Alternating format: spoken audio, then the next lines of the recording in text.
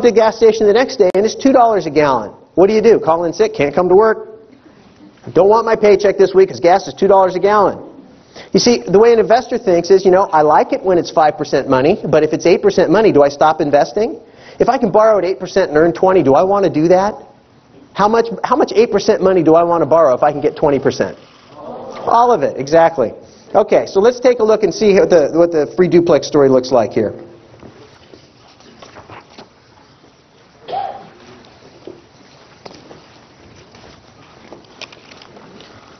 Now this isn't in your notebook, so you can try and track with me if you want to, or just watch and listen. Here's a house. Here's your standard 3-bedroom, 2-bath, 1,200 square foot, 45-year-old, galvanized plumbing. It's got the little shingles on the roof that look like tortilla chips, right? Okay. And it's on maybe a 3,500 square foot lot here in Silicon Valley. $500,000, a cool $500,000, right? See, nobody laughs here. Because they're like, yeah, so, right? There are places in the country where people can't even fathom that. All right. Now, let's say you've got a $250,000 mortgage sitting on that property, which means you have what? $250,000 of equity. Now, after coming to this presentation, you say to yourself, gee, I've got an awful lot of idle equity. I mean, I'm controlling this property at 2-to-1 leverage. That doesn't seem to be very effective. So what you decide to do is you decide to get rid of this crummy mortgage, and you go over here and you get a $300,000 mortgage. And that means you just reduced your equity by $50,000, which is now cash. So you get $200,000 of equity, but now you have cash. At 6% interest, what does it cost you to control that $50,000? Do you remember? $300. There you go. So over here, let's get your expense column going. You got $300. And that's principal and interest. Do you remember how much of it's principal? $50. Okay? So you've got this going out, and you've got $50 coming in amortization. Now, it isn't profit to you, but it also isn't loss because you're just moving it from one pocket to the next, right? So what have you got left? You got $250 a month going out of interest. What do we know about interest on your primary residence? It's tax deductible. So let's say that you're in you give up about 1/3 of your income in the tax bracket. I know some of you would have a party if that's as low as it was, right? But between state and fed, you give up about 1/3 of it. So what you do is you say, I'm going to get about an $80 tax credit here for the deductible interest. So now you're down $170, okay? But for that $170, you're controlling $50,000. What might you do with that $50,000? You might go buy an income property. So let's say you go over to the other side of town. In this case, it's probably the way other side of town. And you've got a $250,000 little duplex here, and you put down $50,000, you get yourself a $200,000 loan. At 7.5% interest, you have no way of knowing this, but I'll tell you, it's $1,400 a month. Principal and interest. And let's say you've got taxes of about $250 and insurance of about $50. At the end of the day, you got about $1,700 going out. But remember, when you buy income property, you buy and pay for two things, right? Income and property. And so now we've got the income coming in, and so you've got these happy little tenants here that are happily living in your place and happily paying you $850 a month each. And so you bring that $1,700 down here, and it offsets your expense. And even though you didn't make money, you didn't lose money. And that's the way we make money in real estate. Number one is cash flow. All right. So now for $170 a month, you own this duplex. Second way we make money in investment real estate is the amortization. So out of this $1,400 a month that we have here, we've got $150 a month that is paying down your debt. Whose money is being paid with? The tenants. Is that profit to you? Say yes, because that's the answer. So over here you've got $150 of amortization. So now you got minus 20 on your expense column, and we've just taken advantage of amortization. Third way we make money in investment real estate is depreciation. This is where it gets a little sticky, okay, so stick with me. You've got the house, the duplex over here, and you've got the lot. Let's say the lot is valued at 20% of the property, and this is 80%. So what you do is you get to take 80% of the purchase price, or 80% of $250, which in this case is $200,000, and that becomes your depreciable basis. And the depreciation schedule, if you don't know, is 27.5 years straight line. What does that mean? Who knows? 27 and a half years. It means that you get to take the $200,000 and every year deduct 1/27th and a half of it until you're done. Okay? So what you do is you divide it by 27 and a half and you get $7,272 a year. Why? Because I do this all the time. Okay? So you've got $7,272 of loss, non-cash expense. And then you divide that by 12 and you find out that you're losing $606 a month on paper. And the government will give you a tax credit that's worth roughly whatever your tax bracket is. Let's say it's a third. So it's a couple $100. You get another tax credit over here. So now you're plus 180. So how much is this duplex costing you? So far it's looking pretty good, right? See? Now, if you can imagine going down to Charles Schwab and they want to give you, you want to get a retirement account, and they tell you that, you say, well, Chuck, I'd like to set up this retirement account. And so what I'm going to do is I'm going to put I'm going to actually open the account, and then you pay me $180 every month. And at the end of the month, at the end of the year, I want $12,500 of capital gain on top of my 180. Do you think they have accounts like that at Charles Schwab? No, Charles Schwab doesn't sell real estate. They sell stocks. But it's coming back. All right. Okay, so that's depreciation. But what's the big way we make money? Remember the big appreciation? Here it is. If this $250,000 property goes up 5%, what is that? Do you remember?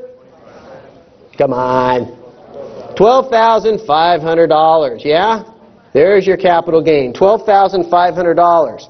All right, now if you let that go for 10 years, you've got $125,000 of what we call new equity. And new equity is the best kind of equity. It's a lot better than equity you create, right? It's better when the market gives it to you. So you got $125,000 of new equity. Now, do you think your rents have gone up in 10 years? Sure. So let's say your rents have gone up from $850 a side to $1,200 a side, which is a difference of $350 times two sides is $700. Now you get $700 a month of positive cash flow. And so you say, well, I'm going to take that positive cash flow. If you take it, then you have to deduct it by your tax rate. Let's say you're making more money now and it's 40%. Now you're down to $420 a month that you could take. So that's a way to do it. But what if instead of doing that, you took that $700 a month and you went over here and you got yourself a brand new $100,000 mortgage? Because remember the power of cash flow? See, the bank at 7.5% interest on a 30-year amortized loan will give you $100,000 of what? Cash. Do you have to pay tax on that? No. Does it spend just as good as positive cash flow? Yes. Is it better to get $100,000 today or $700 a month for the next 30 years? I'd rather have the $100,000 today, right? And so you could spend that, or you could go do this again times 2. And so you start with 1, and then you have 2, and then you have 4, and then you have 8. And later on today we'll show you what that really works at by the numbers, because we'll show you how to take $500 a month and turned it into $12 million in just 20 years. Thank you very much.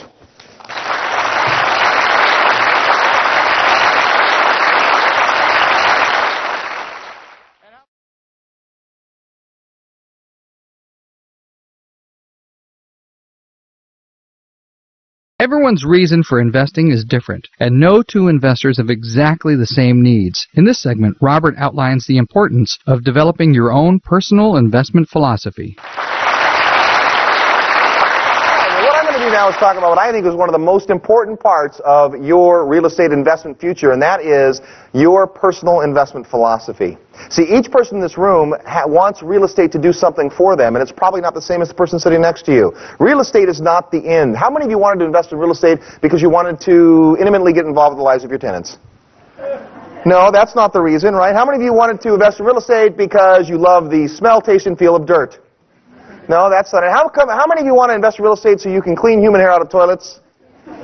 That's not why we choose to invest in real estate, right? We choose to invest in real estate for the lifestyle it can provide, and what it provides for you is different depending on what you're trying to achieve. So we're going to spend some time this afternoon talking about your personal investment philosophy. Yours. Now, the question people ask a lot of times is, what do I invest in? right? There's all kinds of real estate. What should I invest in? There's all kinds of things you can invest in. You can invest in fixer-upper properties, buy and hold properties. You can invest in foreclosures. You can invest in tax lien certificates. You can invest in development, subdividing, that kind of stuff, assignable contracts, lease options. There are all kinds of things available in real estate. And the more you learn about real estate, the more you know the kinds of things that are available. So the question is, with all these things going on, what should you invest in? What makes sense for you? And the answer for everybody is different. What you decide to invest in might not work for the person next to you. And what they decide to invest in might work okay right now, but it might not work forever. So, there's a more important question than what, and that is how, what's best. What's best for you? And the answer is, what's the answer? Yeah, it is the answer. It depends. It depends. What does it depend on? Depends on you and your family's goals and your ability and the skills that you have. For instance, we get people that come in and go, I don't really have any money, but they have skills. They know how to paint or do carpentry or those kind of things. I mean, I'm not positive which end of the hammer to use, so I'm probably not the guy you want doing a lot of your repair work. But there are people that are really good at that. So the answer is, it depends. And it shouldn't be a bologna sandwich for everybody. That's one of the problems I have with the guys that sell the books and tapes, is that what they're about, it's not the books and tapes, right? We'll have books and tapes for sale. We have people that speak. Obviously, Jeff has books and tapes for sale. The thing is this, it's when I am not concerned with what you're looking for, and all I do is come up with what I'm wanting to sell you. Meaning, prescription without diagnosis is malpractice. Prescription without diagnosis is malpractice. If you ask me, what should I invest in, I have to ask you some questions to find out what you're trying to accomplish before I could ever make a recommendation. And a lot of these gurus don't. They say, oh, all the answers are there in my books and tapes, and just $49.99 a month, whatever. And that's not in your best interest. So it shouldn't be the same answer for everybody's question. It's like when the only tool you have is a hammer, you see every problem as a nail. All right, so when we talk about personal investment philosophy, what we're talking about is how you take what you're trying to accomplish and be able to write that down in such a way that you can understand it and that you can hopefully say it. So every investor has different goals. What you're trying to accomplish is different. We told you prescription without diagnosis is malpractice, and yet people do it all the time. And then one of Russ's sayings, when you have clarity of vision, strategy and tactics become self-evident. When you have clarity of vision, your strategy and tactics become self-evident. As Jim Rohn says, when the why becomes big enough, the how becomes obvious. So, let's talk about personal investment philosophy. If you don't know where you're headed, any road will get you there. So how do we decide where we're headed? A lot of people don't know. They're not sure what's right. So you're seeking and you're out looking and you're trying to understand as much as you can about different options so you can see which things to you. We talked about all kinds of different things you can do to invest. Well, if you go to a seminar and you hear a whole bunch of ideas and you're listening along going, hey, this sounds like a pretty good idea, then there's a good chance that your self-talk is something you should pay attention to, and that's probably a good idea for you. If you went to a seminar and someone's trying to teach you something in real estate, you're like, I don't think that'll work for me, then guess what? It probably won't work for you. And it's not like you have to do everything. You can get incredibly wealthy and take care of your family by doing just one thing and doing it very well. All right, so what I want to talk about next is focusing, because this is what's crucially important. What average people do and mediocre people do is they diversify. Who preaches diversification? Stockbrokers, right? Do they have an agenda? Oh, yes, they do. But they preach diversification. Here's what diversification is a recipe for: mediocrity. When you diversify, put some here, a little there, some there, a little bit there, a little bit there, a little over here, you are ensuring a very average return. What wealthy people do is they focus, they laser crystal clear focus on one or two things, and they do them very, very well, and they repeat them, and they repeat success. That's a huge distinction. So, as we say, specialists always do better than generalists, and get rich in a niche. You want to pick what it is that you want to do, what speaks to you. If you're one of those people that has those skills to do some fix-up and so forth, then maybe doing those kinds of properties works for you.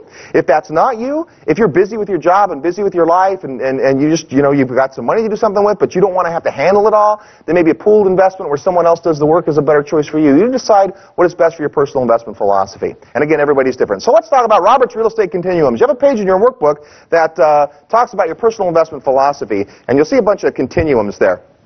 And this is the way that I like to visually represent where you are when it comes to your personal investment philosophy. So we'll talk about each one of these, and what I want you to do today is make some notes on the paper. I want you to visually write down where your current mindset is in terms of these continuums. So we're going to leave the top one, income versus growth of equity, for last, your primary objective. I'll do that one last. But let's move to number 2 and say risk tolerance. What is your risk tolerance? Somewhere on the continuum of really, really, really conservative to really, really, really aggressive is where you find yourself. And just through where your mind tells you to put a mark, just put a mark where you are. If you're a conservative person, no, nothing wrong with that. Can you do nothing but 30% down single-family houses in very conservative marketplaces with fixed-rate mortgages and do just fine over the next 20 years? Oh, yes, you can. On the other hand, can you be crazy, wild, aggressive, borrow money from everywhere, just take this one to do that one, put it on my credit card and go hog wild and do very well? Yes, you can. Absolutely. But this is about where you feel. If you find yourself looking at a real estate deal and your mindset is just, or your self-talk is, there's just too much risk here, then guess what? It probably is. You should heed that and don't go ahead with the investment. Here's a great saying. No investment is too good to pass on. No investment is too good to pass on. Brian Tracy says opportunities are like buses. Another one is always coming along. So don't get all caught up in I've got to get it now if it doesn't smell right. And guys, as sexist as this may sound, women know this. There's something about them. They have this intuition thing. And I don't know what it is or why, but generally they're right. A guy goes, it seems good to me. And she says, it just doesn't seem right. She probably is right. So, I don't know why that is, but it is. All right, so you need to decide where you are. Are you conservative or are you aggressive? Next is types of properties. On one end, we have single-family houses, right? Single-family houses. On the other end, multi-gigenic 2,000, unit complexes and commercial buildings. So where are you in that? What is the perfect project for you? Single-family houses, compared to almost all other investments, perform the worst. They perform the worst, but here's what I like about single-family houses. Very liquid. Easy to sell. Who's a market? Who's going to buy a single-family house I have for sale? Anybody. An investor could, or someone could live in it, or it could be somebody that needs it for a relative. They're very liquid. They're very easy to move. And what is the one thing that sells any piece of real estate? Price. Price will sell any piece of real estate. If you have a piece of property for sale, and in your marketplace, let's say the average days of the market is 45 days. If your property's been on the market for 50 days, guess what about your price? It's too high. You don't want to hear that, but that's the truth. Now, if the average days of the market is 45 and you sell your property in 2 days, how is your price? Just right. Probably just right. On the MLS, the multiple listing service is a tool that real estate agents use to exhibit property to prospective purchasers through other real estate agents. It is probably the single best marketing tool ever created. It matches up buyers and sellers so well that it is almost impossible to underprice a house on the MLS. Almost impossible, because what happens if you underprice it, here come all the offers, and the market drives it up. It is quite possible to overprice a house on the MLS. Now, talking about MLS, I love the MLS as a tool if you're selling real estate. If you're buying real estate, though, sometimes it's a great tool, but generally the properties on the MLS are the ones that have been driven to market value, right? Because it's a good system. So most of the properties that we deal with, over 80% of the properties that we deal with, never hit the MLS when we're talking about buying. On the selling side, it's a great tool. Now, the other thing about the multiple listing service is that it is a great opportunity for you to learn a lot about real estate. So you want to make sure that your real estate agent has access to that information. But it's like people look in the paper. If you limit what you look for in terms of properties to what's in the newspaper, as a real estate agent, guess what I advertise in the newspaper? The ones that aren't selling. That's what I advertise. When I have a seller and it's just overpriced and it's just a junky property and I can't get, well, I better advertise it. The really good deals, do I have to put ads in the paper for the really good deals? I don't. So the good deals don't show up in the newspaper, they don't show up on the MLS. So you got to look other places. So you got to decide, where are you? Now, I think that because we talked earlier about loans, there's a difference between 1 and 4 unit loans and 5 and above. A nice sweet spot for me is 4plexes. I like 4plexes because you get the economies of scale of having a few more units, and my single family house might be 100% vacant. My 4plex is rarely 100% vacant. It may be 25, in the worst case scenario, 50% vacant, but I have some rent coming in most of the time. So I like 4plexes, but you need to decide for you. Duplexes are great because you can get them for free, and that's a good price. But the thing about duplexes, you can typically get them with 10% down if you have good credit, where 4plexes are harder to get. Not impossible, but harder to get with 10% down. You probably need 20% down. So again, you need to decide what is the kind of property that you want to do well with. Okay, next is your duration of investment. Duration of investment. Are you a long-term buy and hold investor, or are you a short-term flip-around investor? And I want you to write down which is true for you right now. If you have the philosophy which is, I want to do some flips to get some money to be a long-term investor, then right now, you're a short-term investor. Here's the problem with short-term investing. Short-term investing doesn't get you out of the rat race. Short-term investing, turning properties for profit, still has you working in that business to create the income. Whereas eventually long-term buy and hold properties is what allows you to have passive income, which means you're doing whatever you want to do and the rent just keeps on coming. So that is the dream of getting out of the rat race, right? Having all this income that just is generated from your properties. Short-term philosophy doesn't do that, but it leads to sometimes long-term. So where are you right now? Go ahead and write down where you are on the short-term to long-term philosophy, your duration of average investment. All right, so next is property profile. On the left end, we have the lower end of the marketplace. These are the neighborhoods where you probably wouldn't want to spend too much time, right? And the far end is, the properties where you have to go collect the rent with a gun. I don't like those. My personal preference is, I'll take a knife, right?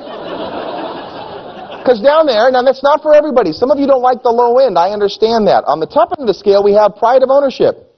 POO. I love the acronym for pride of ownership. We have poo on one side and poo-poo on the other side. Okay, that's how the continuum works. But you need to decide. Pride of ownership are beautiful properties. You drive by, go, there's my property. Isn't it beautiful? It's so beautiful. Wow, what a great property. What's the problem with pride of ownership properties? They don't cash flow very well. You got to put a whole bunch of money down. They're nice, they look great, they will appreciate, but they don't cash flow. On the lower end, they cash flow, but the problem is the cash comes in like 20s, right? Now there is the advantage that drug dealers do pay in cash, so that's one thing about that. But and I'm only partly kidding, right? I mean, so you want to be careful. You want to be in neighborhoods that you will gain investment knowledge from, not necessarily neighborhoods that you will personally live in. What you'll invest in is totally separate from what you live in. Can we all agree on that? You might go, well, I would never live here. Well, then don't. Most of my rentals, I would not live in either. Here's another little rule for you. Don't fall in love with the property. You have my permission to fall in love with the house you live in. You can fall in love with that one. But do not fall in love with an investment property. About 2 years ago, we started our searching in Sacramento, and we came across a property that I just absolutely loved. It was so beautiful. It was this unbelievable Victorian property, 3 stories, 5 units. The rents ranged from $1,600 to $2,200 in Sacramento. It was breathtaking. I wanted this property so bad. We pulled up, I was like, oh, we have to have it. And of course, in hindsight, 2 years ago, what should I have done? Bought it, duh. But we didn't, because I learned, even though I was in love with it, I didn't have to, buy the property. The problem with a property like that is what happens when the guy paying $2,200 a month in Sacramento moves out? There's nobody else to rent that unit, right? So when you're at the very top of the marketplace, I like the lower end of the marketplace because when times are good, people always move into those rental units. When times are bad, people downsize into those rental units, right? There's more renters at the bottom of the pyramid, right? So I like that lower end. But you need to decide what's right for you when it comes to pride of ownership. How nice does the property have to be? Understanding that the further I go up to pride of ownership, probably the more I give up in cash flow. All right. Number next is management preference. Do you want to personally manage your properties, or do you want to hire someone to do it? And that's something you have to decide. I think if you're new in this game, it's not such a bad idea to self-manage so you learn the game you're in. If you'll manage your own properties for the first year or two, you will pretty much get the game pretty clearly, won't you? You rented a few units, you've done some evictions even, that kind of stuff, right? Stephanie, who's not here today, Stephanie bought her first property when she was 19 years old, and in her second month she had an eviction. And I went right on. That was a great lesson for her because it was scary and it was expensive and all that stuff, but guess what? She had a second eviction. She had no big deal, another eviction. Now, maybe she'll never have another eviction, but if she does, she's prepared to handle it because she's had the experience. So, where are you on that continuum? Charlie says, life is too short to manage property. You should hire somebody to do it, right? Someone else can do it. I know how to change the oil in my car, and I will never do it again. Because somebody else can do it better, faster, cheaper than me, and I don't like greasing my fingernails, right? But so I could do that, but I choose not to. And so you might decide that as part of your philosophy, you want to outsource management. If you do, understand it comes with a cost. What does management cost? Depends, anywhere from 6 to 12%. Right here in the Bay Area, 7 to 10% is probably what it costs of your monthly collectible income, and maybe a fee when they rent it up. But do the research, check out some managers. I was reading an article by a guy who was basically saying there's no such thing as an ethical property manager. That's an interesting, way to go. But I haven't found that to be true. If you look, now there are some property managers that, would sell you their mother. I found this great cartoon on the internet. It had the guy selling the mother. He goes, listen, I'm only selling to my mother because you really need her. All right, so, and then neighborhood. This is an important one, your investment proximity. Do you want to have the 20-minute rule like Charlie's dad does? I want to be within 20 minutes. I want to be able to go touch the properties. Or would you be willing to open that up? We've always had a rule which has been if I can get there in the day and back, I'll do it. Before, we only invested in Northern California. Today, that's not my rule. Today, I live where I want to live and invest where the numbers make sense. So Ron and I have properties in lots of different states. And really, how far away is Las Vegas? It's an hour on a plane, an hour and 15 minutes. Right? By the time you check in and check out, it's a couple hours, but it's just like driving to Sacramento. It's no longer for me to drive to Sacramento from San Jose for the day than it is to fly to Las Vegas. It's the same. Now, the laws are different, and you need to understand that when you look at owning in other states, and here's why. Some states are mortgage states, some states are deed of trust states, some states have judicial foreclosure, some states are anti-deficiency states, some states are not. If you don't know what I'm saying right now, then you probably want to do some research on that or come to some of our other programs where you'll learn what that means, but it's different in every place that you go. Because we're in different states, one of the first things we usually do is meet with the local apartment association so we can get some of those questions answered, and also find a A1 real estate agent to work with who really knows investment property so they can give us guidance on some of those kinds of things. But what is good proximity for you? Right now, I have property personally in 2 countries. But my friend Dolph DeRoos owns property in a whole bunch of countries. You know what he says to me? He says, Robert, why would you have all your property tied to one nation's economy? Well, now, for a lot of us, we think owning outside of the United States is risky, right? That might be too much risk. Well, people coming on our Investor Summit are going to go learn about real estate in another country in January, and it's like, well, okay, well, that might be something I want to learn about, but I might not be ready to go buy something there yet, right? One of our mentoring club facilitators, Jan, has properties in, I think, 5 different countries that he owns. So guess what we do? We hang around Jan and try to learn from him. And he's a great resource because he's been through all of that. He's got dozens of properties. And so you need to decide for yourself what your comfort level is. If you're just like the hair on the back of your neck is sticking up when I'm talking about other countries, then that's probably not where you want to start, all right? Tell you a quick story. We were in Cabo San Lucas about 12 years ago. At that time, you could buy a condominium right on the water. You could buy a condominium, and if it rented 40% of the time, it would be totally paid off in 5 years. Because of the huge disparity between what Americans would pay to stay for the night and what the land values were. But a lot of people were scared to invest in Mexico, right? Anybody kind of hesitant about investing in Mexico? Right? You might be, right? So we went and we did a field trip there, and we had one of the local real estate agents there, and people were saying, well, you know, we're kind of concerned about investing in real estate. He goes, I know what you mean. People have been having that same concern for the last 21 years as I've been here selling real estate. He's been selling real estate for 21 years in Mexico, doing just fine, thank you very much. But if you're just thinking about it, it might be outside your comfort zone. So you need to decide, and don't let someone talk you in or out of something that's outside of your comfort zone to start with. Eventually, you're going to push it a little more, a little more, a little more. All right, let's come back and talk about the top one, and that is primary objective, income or equity. Which do you think we prefer? Because it happens. Yeah, equity happens. But understand that it is up to you to decide cash flow or equity. When you come in for a consultation, you fill out a pre-consultation profile and asks, are you an equity investor? Are you an income investor? Do you want both? Most people go, yeah, that sounds good. I want both, right? Or are you investing short-term? What are you investing for? So we get an idea of what you're looking to do so we can give you a little prescription, right? Do a little diagnosis, give a little prescription. And not everybody thinks the same about this. For instance, there's the old adage of, well, I can't own too many negative cash flow properties. Right? If I have a cash flow property that's $50 a month negative, how many of those can I have? Well, not too many before it impacts my monthly income. Whereas if you had a $50 a month positive cash flow property, how many of those could you have? All of them, unlimited, right? You can get as many single-family houses as you want, right? Wrong. You can't. Do you know there's a limit to the number of single-family loans you can get? What's that number? Anybody know? Nobody knows for sure. But it's about 10, 6 to 10, depending on the lenders. After you have that, they're not going to make you any more loans. Now, maybe you can get owner carryback financing or maybe private financing, but it gets harder and harder. So what happens after you own 10 single-family houses? You start to go to 5 units and above in commercial property because you can get those loans still. But you need to decide what's right for you. So let's talk about cash flow versus equity. Cash flow investors are looking for that monthly payment. Now, Russ showed you earlier that when you take that cash flow, the example of the free duplex 10 years later, $700 a month positive. If I take that $700 a month positive, I pay taxes on it. But more importantly to me, those dollars are no longer working for me. Every dollar you take in cash flow, you no longer have leveraged into an appreciating asset. So my philosophy is for most of you, we get people that they come and they go, I need cash flow, I need cash flow.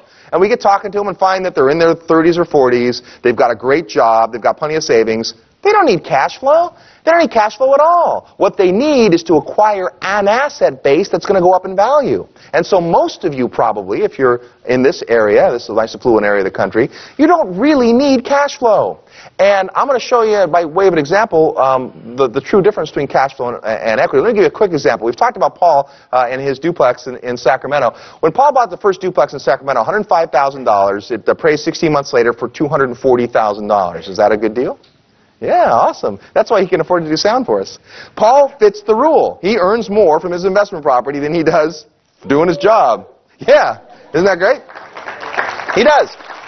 Now here was his choice. He could have bought that duplex with 20% down and had positive cash flow, $100 a month. So at the end of the 16 months, he'd have the $135,000 in appreciation plus $1,200 in cash flow. Pretty good. That's not what Paul did, though. Paul was a little more aggressive than that. Paul chose to buy 2 duplexes for 10% down. He bought one for $105,000, 1 bedroom, 1 bathroom. The other one he bought was $175,000. I think guy said $150,000. It was $175,000. I know because I sold it to him. And it was 3 bedrooms, 1.5 bath on each side, bigger property, nicer area. That property he recently refinanced, and it appraised at $417,000. So Paul's a guy with a lot of equity. Now what's Paul doing? Spending the money? No, he won't even buy me a beer. No, instead what Paul does, Paul is leveraging that into other real estate investments because it's worked really well for him.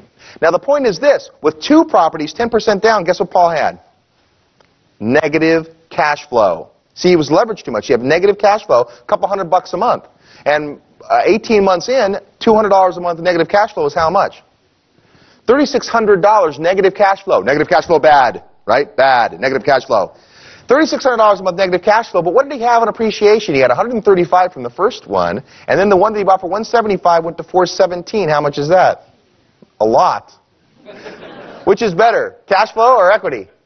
See, by buying 2 properties, he made the decision that I want to control more land, I want to control more real estate, I want to have more properties, because the more property I have, the better I will do in terms of future growth. Now, some of you in the room really are at a point in your life where you do need cash flow. You need money to come in every month, and it's okay. I don't want to beat up cash flow so bad that you go, well, if it has any cash flow, it's a lousy deal. No, because here's what's going to happen. If you focus on equity, and what you're after is acquiring as much property as you possibly can, here's what will happen to you. You will have so much cash flow, you won't know what to do with it. Now, it sounds hard to believe right now, but it's true. If you'll not focus on cash flow, it's like in real estate. As soon as we quit focusing on commissions, we made more money than we can spend. So, well, we're pretty good at spending it, but real estate agents that are all worried about what they're going to make are the wrong real estate agents. I teach real estate agents to get to a point where they're financially independent because it makes them a better realtor. See, if I don't need your house to close escrow for me to make my mortgage payment, I'm going to do what's right for you as a client, not what's right for me as the commission earner. Follow me on that? So same thing when it comes to your investment property. You don't want to have to compromise who you are as a person because of an investment decision. So you need to decide, are you a cash flow investor? Do you really need to have cash flow coming in every month? Or if you'll defer gratification, which is really hard for Americans to do, but if you defer gratification and let your asset base grow, you'll see what's going to happen. In fact, we're going to show you that in just a minute when Russ does his optimization model. Last thing I want to talk about is at the bottom it says, what's your overall investment strategy? That's where I want you to take what you just did, where you just wrote down on the continuum, and write that, put that into words so you can let us know, or let yourself know, this is for your own, you're not turning these in, for your own accord, what it is, what kind of investment philosophy you have right now. Now, if you don't know how to put that into words, it's simple. You go, well, I am pretty much an income investor who is very conservative. I like single-family houses. I want to buy and hold them. I like pride of ownership neighborhoods. I think professional management makes sense, and I'm willing to go anywhere inside of the 95112 zip code. That could be an investment philosophy. Now, we're starting to get down to strategy and tactics. What am I going to do? Which vehicle am I going to pick? But before you know that, you have to know what your philosophy is so you know when it's a good deal. A deal comes across my desk, I know whether it's a good deal for me because I know my philosophy. The same's true for you. If you don't have a defined, clear investment philosophy, then any deal seems like a good deal. And that's the recipe for mediocrity. So that's your personal investment philosophy. This is just the very start of it. What we do is every year we go through this, and at the beginning of the year, Mentoring Club, we do a new personal investment philosophy, and it's amazing how much they change. How many in the room who have been around our program for a while have had your personal investment philosophy, by round of applause, change radically since you started? That's what happened. Me too, right? I was a buy and hold investor. Buy and hold California only. That's the investor I was.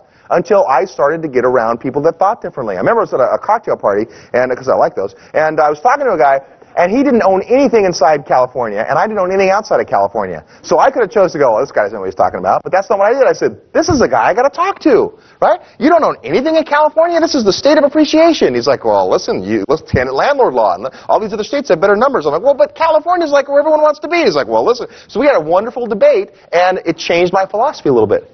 Changed his philosophy a little bit too, right? So that's how it works. You got to get into that. So to talk about what we're going to do to create wealth in your future generations, because you know what? There's going to be wealth in your family. If you stick around this planet, there's going to be wealth in your family. But in the future, it can be just astronomical. I would like for you, for those of you that have kids or grandkids, I would like your kids and grandkids, I would like baby Buchholz to be able to go to the college that makes sense based on curriculum and what he wants to study, and not based on tuition price. Follow me there?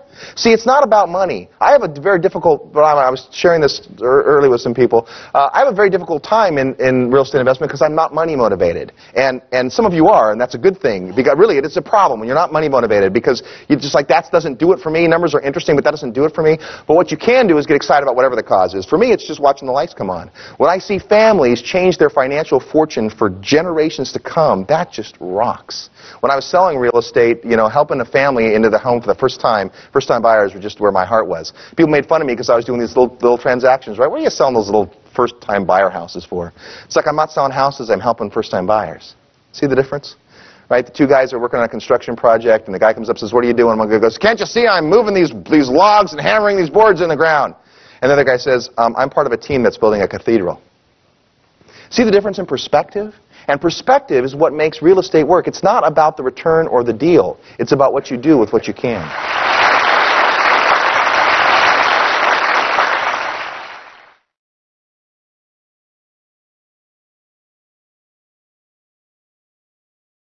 So what I'd like to do right now is we're going to get Russ Gray back on stage. Russ, will come out here and just talk about some of the next steps we can do. We know that we're nearing the end of our day. Once again, thanks for being here today. This has been just great to have you guys here all day. Give yourselves a hand.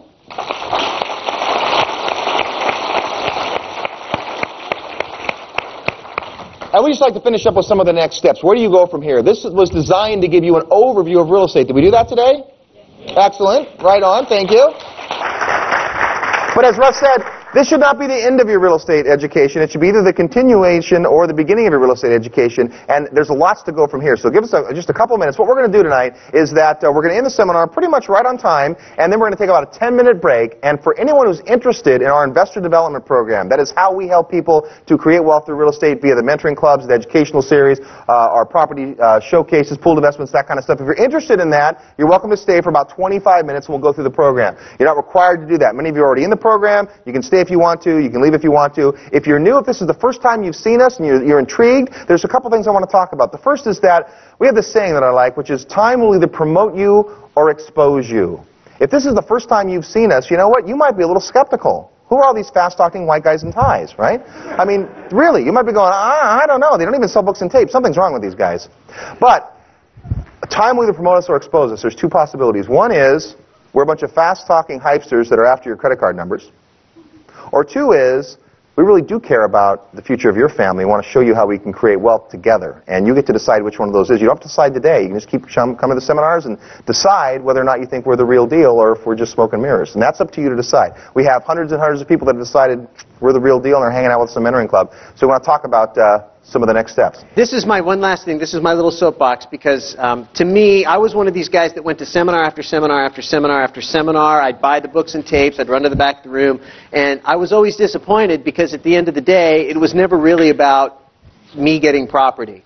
And so I think if you hang out for the program afterwards, we'll describe how that really works and how our people are really getting involved in properties, which is, you know, what most of you, I hope, came to do.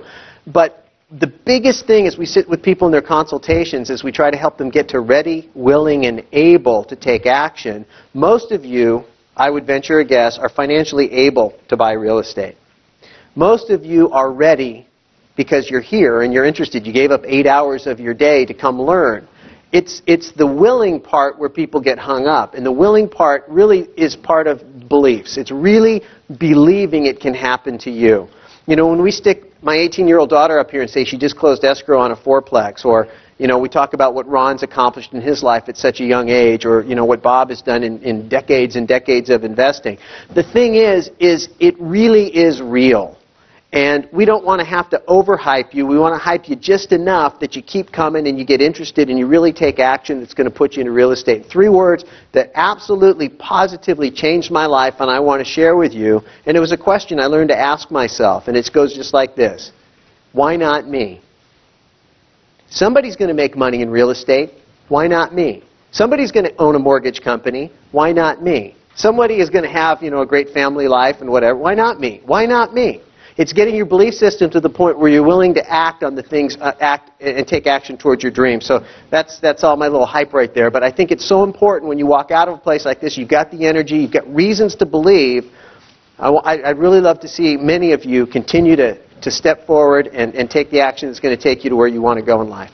The one of the things I will say is that we're not saying to you that you should only come to our seminars. In fact, we don't pretend to know it all. We go to a lot of seminars. People go, you guys know a lot about real estate. Well, it's like, well, we keep coming to all these seminars. But it's also that we go out and hear the other speakers. Go out and real estate investing is like a smorgasbord. You don't have to eat everything. In fact, you know what happens to people that do. So instead, pick the things that appeal to you. If something sounded good today, it resonated with you, awesome. If something you weren't too sure about, someone else told you, no, you got to go into cash flow marketplaces, not equity. Well, have that debate.